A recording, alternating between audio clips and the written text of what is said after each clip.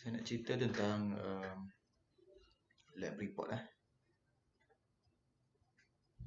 Daripada report yang saya tanda ni sangat mengecewakan Jadi saya buat video ni untuk memperjelaskan lagi tentang lab report, walaupun saya dah terangkan banyak kali dalam kelas dan juga semasa lab. Yang pertama, saya nak tekankan di sini, jangan ada persamaan kerja-kerja anda semasa anda menyiapkan lab report. Memang saya tak boleh ada tiru-miru. Saya tak nak buat kerja sia-sia dengan memberi markah hasil peniruan anda. Saya nak bagi markah terhadap hasil kerja yang asli daripada anda lah. Report ni anda persembahkan pada saya apa yang anda faham, apa yang awak tahu, apa yang anda perhatikan semasa buat lab. Jadi kerja berkumpulan, dahlah berkumpulan maksudnya lebih daripada seorang. Jadi mesti ada kerjasama, mesti ada perbincangan. Jadi takkanlah kerja berkumpulan pun nak tiru. Dalam satu kelas tu kalau ada 6 kumpulan, kena 6 sama. Jadi kalau anda sebagai pensyarah pun, anda akan rasa tidak puas hati lah kalau kita menanda bagi markah reportnya benda yang sama je antara semua kumpulan. Jadi sangat mengecewakan lah daripada apa yang saya baca dalam report anda. Saya pergi satu-satu. Yang pertama yang anda kena isi adalah teori. Untuk teori ni,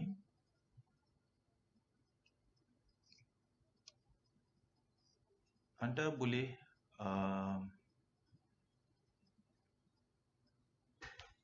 isi, boleh tulis apa saja berkenaan dengan pneumatik lah. Kebanyakan pada anda tulis ataupun berikan satu ayat ataupun 2 ayat saja. Kalau tengok markah 3, 3 markah maksudnya sekurang-kurangnya ada 3 poin lah, ada 3 ayat yang tepat. Saya tengok report anda dahlah 1 atau 2 ayat saja.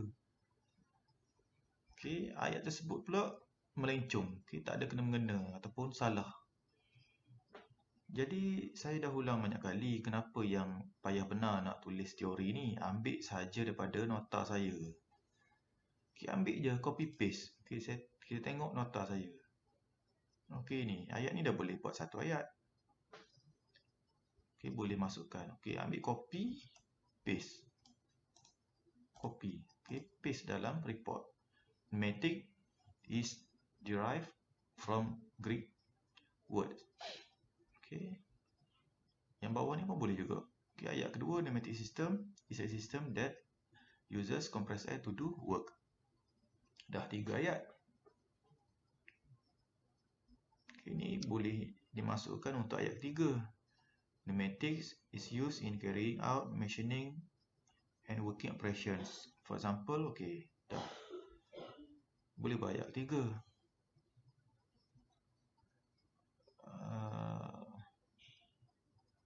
Okey, dan ayat-ayat yang berikutnya boleh ambil kelebihan, kelemahan sistem pneumatik. Boleh masukkan juga aplikasi-aplikasi lain sistem pneumatik. Dah. Lebih daripada 10 ayat pun boleh anda masukkan di sini. Tapi bila saya tanda report, ada yang tulis, ada yang biar kosong.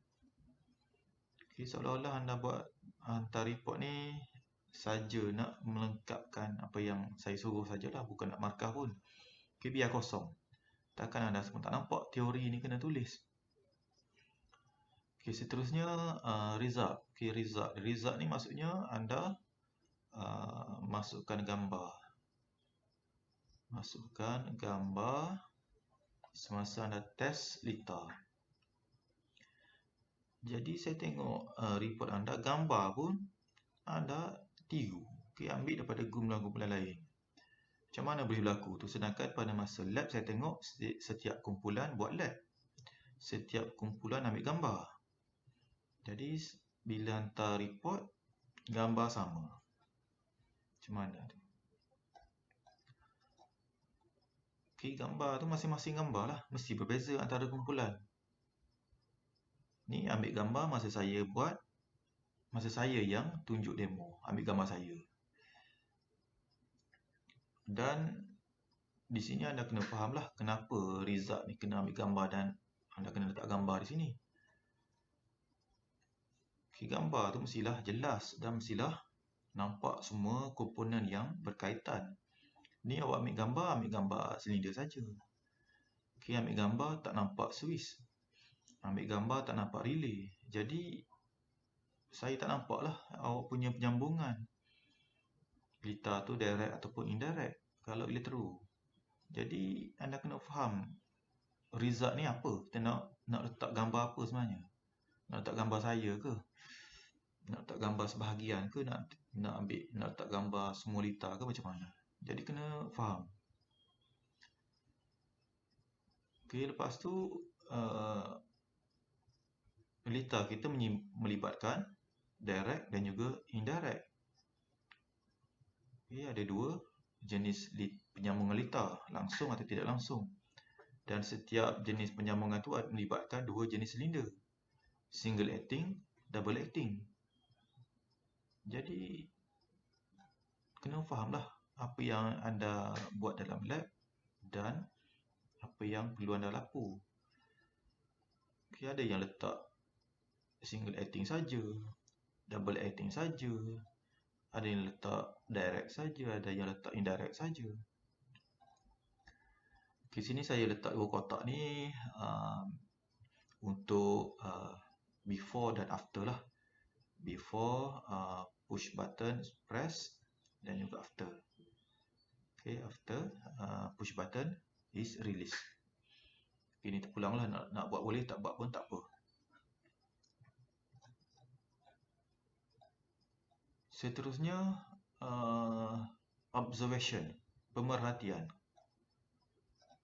Pemerhatian ni saya dah terangkan banyak kali. Semasa kelas, semasa sesi lab pun saya terangkan lagi.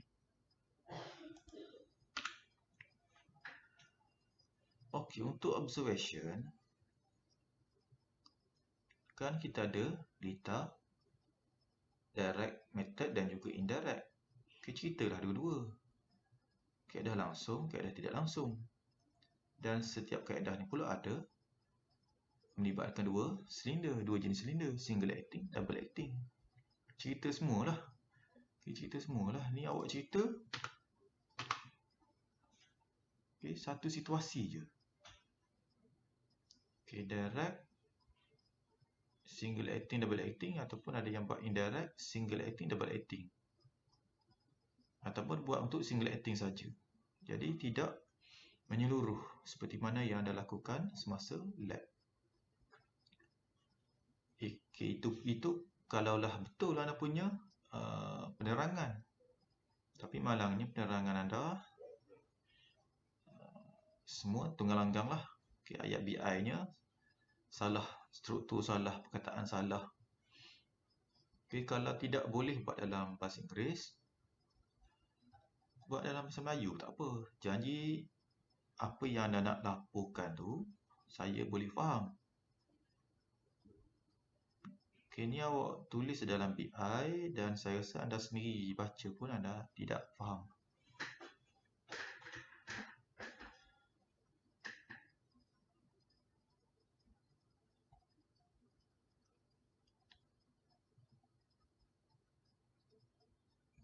Untuk discussion pun sama juga.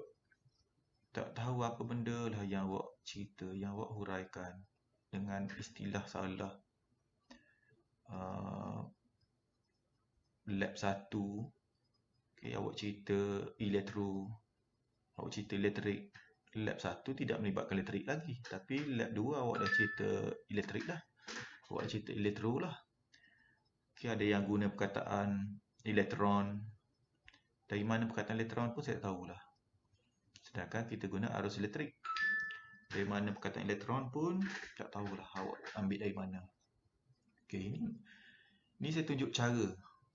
Okay, bagaimana nak discuss untuk praktikal task 1, lab 1 itu.